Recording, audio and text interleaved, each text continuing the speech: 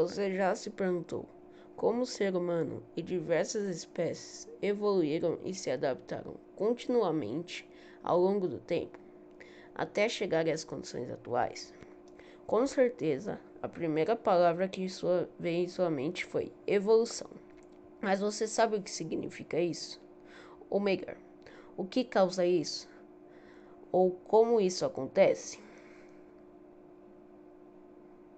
Bom, vamos acabar com sua curiosidade. Assista esse vídeo para descobrir e compreender de forma aguda o que é a evolução das espécies. Após assistir, se inscreva no canal e ative o sininho das notificações. Se gostar do conteúdo e do formato do vídeo, compartilhe com seus amigos e expresse sua opinião nos comentários. A sua interação com nós é essencial para o nosso crescimento. Deixe seu feedback aí nos comentários. Sem mais enrolação, vamos compreender o que é a evolução das espécies logo. Antes de ir diretamente para a definição, contextualizaremos uma linha do tempo relacionando todas as teorias evolutivas, ok? Bom, na antiguidade, a maioria dos pesquisadores acreditavam que as características dos seres eram fixas, ou seja, não haviam mudanças com o tempo em uma determinada espécie. Tal ideia baseava-se no fixismo das características. Porém, com os avanços tecnológicos e contemplativos nos estudos de biologia e paleontologia, fora notado que as espécies evoluem ao longo do tempo.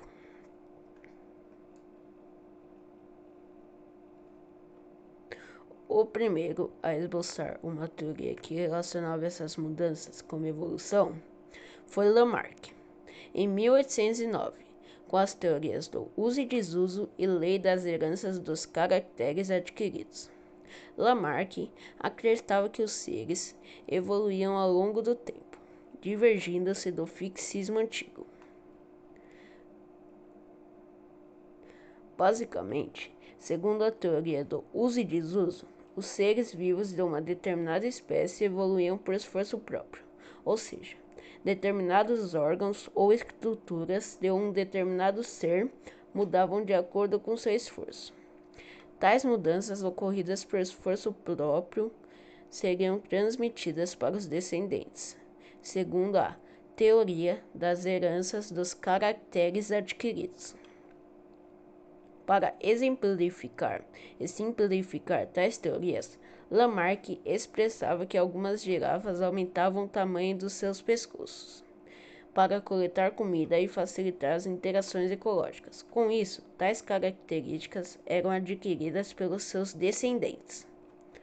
No entanto, o fato de que as características serem transmitidas por esforço próprio é um erro, já que os atributos resultantes de seu esforço próprio não serão transmitidos hereditariamente. Uma prova disso foi o experimento das ervilhas de Mendel, elucidando que as características eram transmitidas por unidades de hereditariedade, os genes. Portanto, Lamarck impulsionou diversas outras teorias, sendo o propulsor da biologia evolutiva. Adiante em nossa contextualização, chegamos finalmente próximo ao significado de evolução com Charles Darwin e Alfred Russel Wallace, e a seleção natural.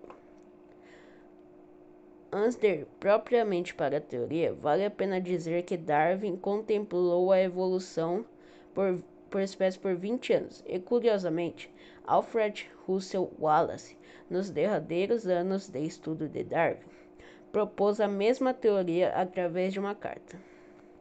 Um pouco confuso, não acha? É o destino? Bom, não sabemos. O importante é que ambos assumiram a teoria da evolução por seleção natural na Sociedade Linneana em Londres. Para Darwin e Wallace, o ser de uma determinada espécie se adaptava por mutações genéticas relacionadas às condições externas ambientais, para enfim se tornar apto no ambiente, isto é, capaz de sobreviver e se reproduzir, dando continuidade à espécie. Esse processo evolutivo, expressado anteriormente, é impulsionado pela seleção natural, ou seja, a morte do menos adaptado e a seleção dos mais aptos. Para isso, os seres passariam por filtros com o objetivo de selecionar os mais aptos de uma espécie e impulsionar o pool genético, que de forma simples, a frequência determinada para aptidão e evolução por seleção natural e deriva genética, algo que veremos daqui a pouco. Bem, Darwin expressou e comprovou seus estudos a partir do arquipélago de Galápagos, onde comprovou que os tentilhões, popularmente conhecidos como tentilhões de Darwin, evoluíam através da seleção natural, por competitividade por recursos, isolamento geográfico e interações ecológicas. Para entender mais sobre a seleção natural, recomendo todos lerem o livro A Origem das Espécies. Porém, muitos estudiosos contemplaram a seleção natural não é a única força que impulsiona a evolução. A deriva genética também é responsável pela mudança com o tempo em determinadas espécies.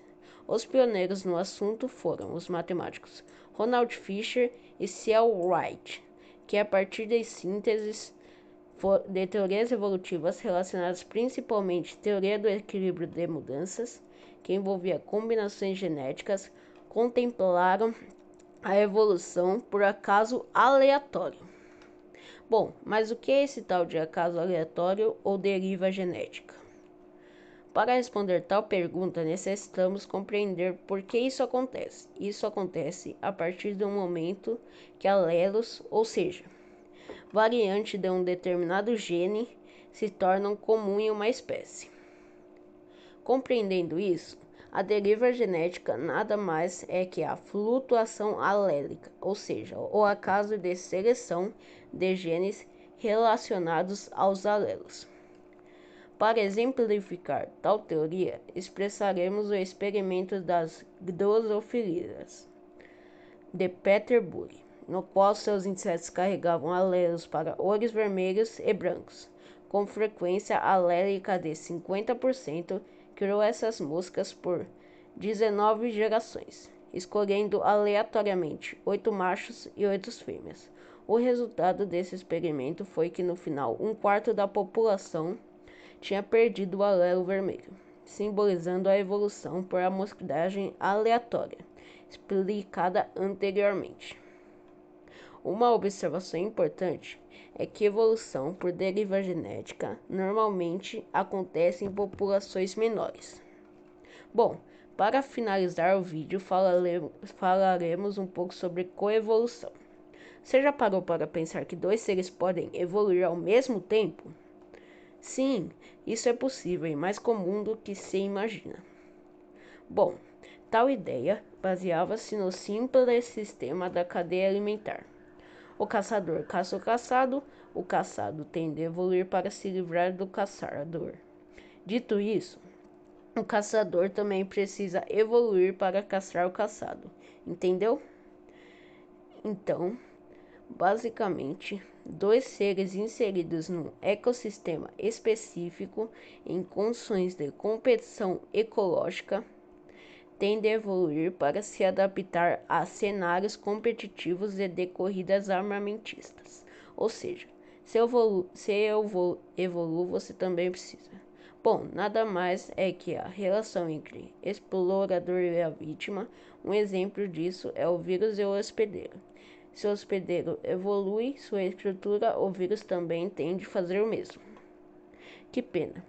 Chegamos ao fim do vídeo. Espero que tenha gostado. Antes de sair, responderemos a pergunta inicial de forma resumida dos conteúdos datados. Então, o que é evolução? Bom, evolução é a transformação das características de uma determinada espécie ou população para se adaptar ao meio ecológico. Ok? Tudo certo? Espero que tenham gostado do vídeo e até a próxima. Tchau, pessoal!